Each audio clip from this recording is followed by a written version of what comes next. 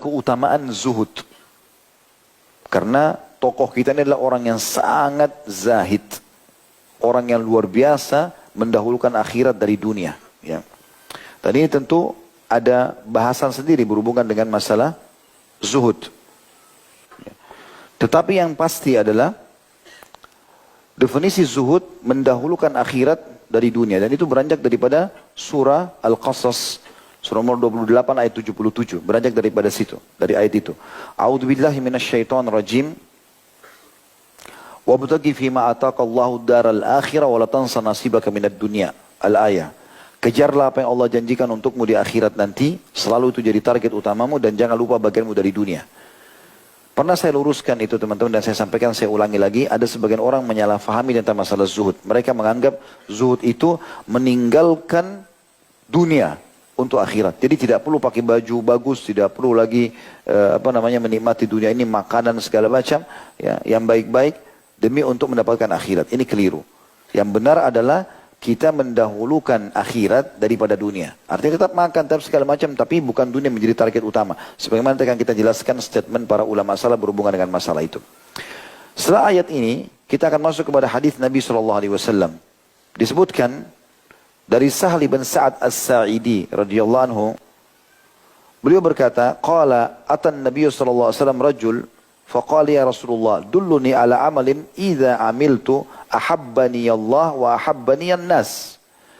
Wahai Rasulullah, tunjukkan kepada aku amalan, kalau aku kerjakan maka Allah akan mencintaiku dan manusia pun akan mencintaiku. Faqala Rasulullah sallallahu alaihi wasallam, maka Rasulullah SAW bersabda, uzhud fid dunya, izhad fid dunya, yuhibbuka Allah, wazhad fima fi aidin nas, yuhibbukan nas. Artinya, zuhudlah pada dunia, artinya dahulukan akhiratmu daripada duniamu, dan dunia selalu ikut untuk mengejar akhirat, maka Allah akan mencintaimu. Dan zuhudlah pada apa yang ada di sisi manusia, jangan kau mengemis sama mereka, maka mereka pun akan mencintaimu. Hadis ini diriwayatkan oleh Ibnu Majah. Dan Imam Nawawi menyatakan hadis ini hasan. Begitu juga hadis Sahli bin Sa'ad yang lain, hadis riwayat Tirmidzi, dan ini dinyatakan hadis sahih oleh Syekh Albani. Sabda Nabi SAW, "Lau kanatid dunya ta'dilu indallahi janaha ba'uda ma saqa kafiran minha syarbata ma." Ketahuilah, untuk memberikan gambaran tentang dunia, jadi jangan menjadikan target utama.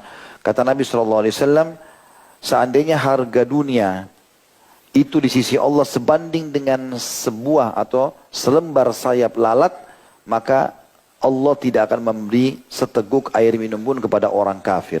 Maksudnya adalah, kalau seandainya dunia ini punya nilai di sisi Allah, maka Allah, mahal maksudnya dunia ini, maka Allah tidak akan memberikan minum orang kafir. Tapi karena semuanya dunia dan seluruh isinya kecil sekali, nggak ada nilainya di mata Allah Subhanahu Wa Taala, hanya tempat berlalunya manusia untuk bakti kepadanya, maka dia pun memberikan minuman kepada orang-orang.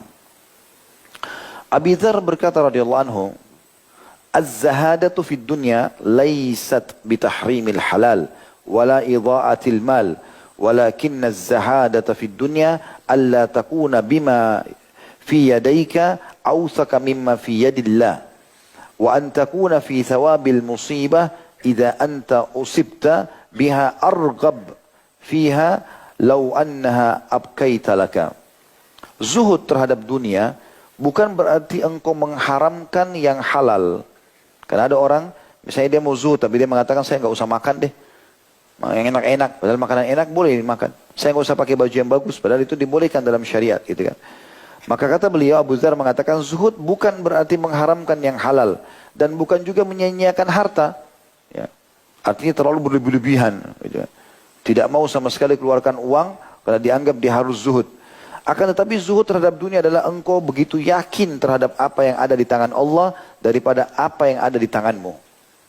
Jadi apa yang terjadi dalam hidupmu, itu semua Allah lebih tahu kenapa terjadi.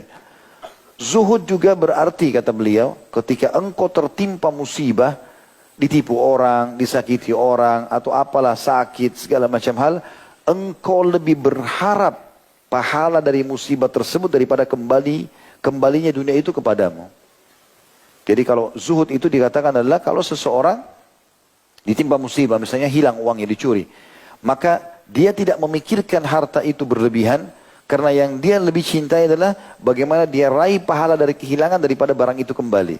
Itu salah satu makna zuhudnya. Yunus bin Maisarah menambahkan pengertian zuhud yang disampaikan oleh Abi Dzar. Beliau menambahkan bahwa yang termaksud zuhud adalah samanya pujian dan celaan ketika berada di atas kebenaran. Kalau orang itu dianggap zahid, orang yang zuhud dan mendapatkan keutamaan sebagaimana dijanjikan oleh Allah dan Rasulnya, artinya dia akan dicintai oleh Allah di dunia, dia juga akan masuk ke dalam surga di akhirat nanti. Maka pada saat pujian dan celaan sama-sama dianggap sama dia, ya, hal yang baik selama dia di atas kebenaran. Jadi sebagaimana dia dapat nikmat, dia pun pada saat dicoba sama Allah, dia rasa itu adalah sama saja bagi dia. Ibnu Rajab Al-Hambali rahimahullah berkata, zuhud terhadap dunia dalam riwayat di atas ditafsirkan dalam 3 hal. Yang kesemuanya adalah amalan batin atau amalan hati, bukan amalan lahiriah atau anggota badan. Bahkan Abu Sulaiman mengatakan, janganlah engkau mempersaksikan seorang pun dengan zuhud, karena zuhud adalah amalan hati seseorang. Hasan Basri pernah ditanya tentang masalah zuhud. Maka beliau pun menekankan, yang menunjukkan lemahnya keyakinanmu, apa yang ada di sisimu berupa harta dan lainnya, lebih engkau harap daripada apa yang di sisi Allah. Artinya kalau kamu dikenal orang yang zuhud atau punya sifat zuhud, kau harus mengetahui apa yang ada di sisi Allah dari janjinya, lebih mulia daripada apa yang ada di sisi tanganmu atau di sisimu. Maksudnya hartamu kalaupun kau keluarkan, itu lebih kau suka daripada kau simpan. Abu Hazm ini subhanallah kalimat yang mulia sekali dari seorang ulama tabi'in. Abu Hazim, seorang yang dikenal begitu zuhud, pada saat ditanya, apa saja hartamu? Maka dia bilang, aku memiliki 2 harta yang paling berharga, yang membuatku tidak akan pernah khawatir miskin. Yang pertama, rasa yakin kepada Allah. Jadi orang yang faham masalah ini teman-teman sekalian, bagi dia sifat keyakinan, dia punya sifat keyakinan, ya, sifat tawakalnya, sifat ikhlasnya, semua itu dengan berharap kepada Allah SWT, itu adalah sebuah karunia yang mengalahkan seluruh harta dunia.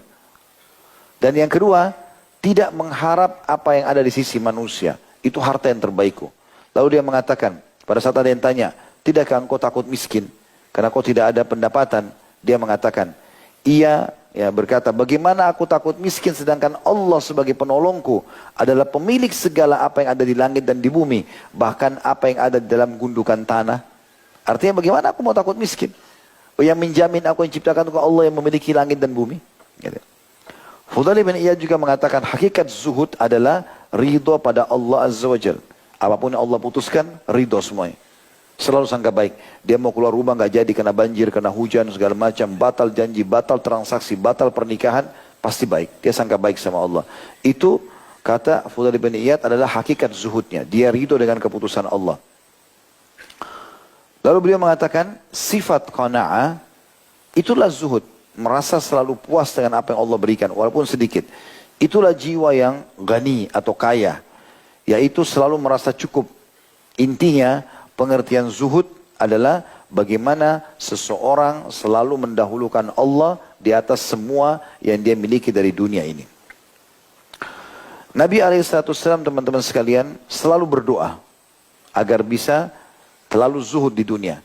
Beliau mengatakan, Allahumma qsim lana min khasyatika ma yahulu bihi, ma yahulu bainana wa baina ma'asik, wa min ta'atika ma tuballighuna bihi jannatak, wa min al-yakini ma tuhawwinu bihi alaina masa'ibad dunya. Artinya, ya Allah, curahkanlah kepada kami rasa takut kepadamu yang menghalangi kami dari bermaksiat kepadamu, dan ketaatan kepadamu yang mengantarkan kami kepada surgamu, dan curahkanlah rasa yakin yang sangat mendalam yang dapat meringankan berbagai musibah dunia.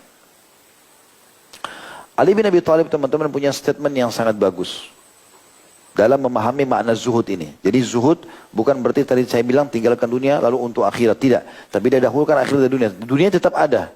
Kita akan lihat tadi ada 2 statement Ali bin Abi Thalib dengan Abdullah bin Mubarak. Ya. Ali bin Abi Thalib pernah mengatakan, siapa yang zuhud terhadap dunia, maka ia akan semakin ringan menghadapi musibah. Tentu saja ini maksudkan dengan zuhud di sini adalah tidak mengharapkan dunia itu tetap ada ketika musibah dunia itu datang. Ya. Maka Ulama menanggapi statement Ali sambil mengatakan